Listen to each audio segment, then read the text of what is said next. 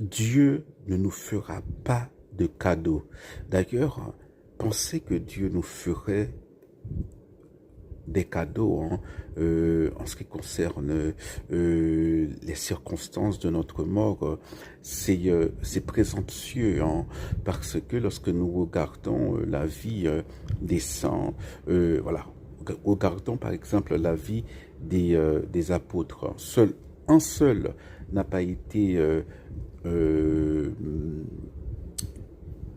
n'est pas mort d'une mort violente. Jean, tous les autres sont morts. Jacques, décapité. Il y avait deux Jacques. L'un a été décapité, l'autre a été jeté du haut d'un bâtiment, puis tué, voilà, à coups de poing.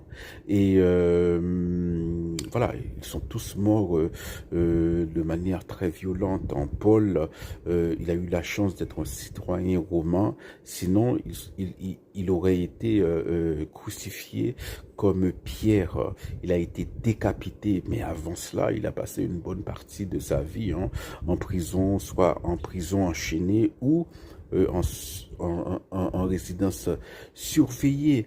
Donc, ce sont des gens qui ont beaucoup souffert pour le Christ. Même plus récemment, la vénérable Marthe Robin, eh bien, elle est tombée malade mystérieusement à 18, 19, 20 ans et elle a été grabataire toute sa vie, jusqu'à 80 ans.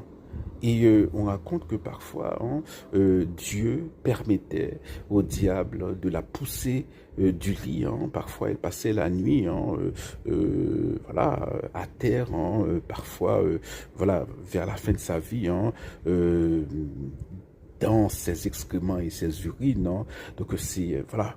C'est l'humilité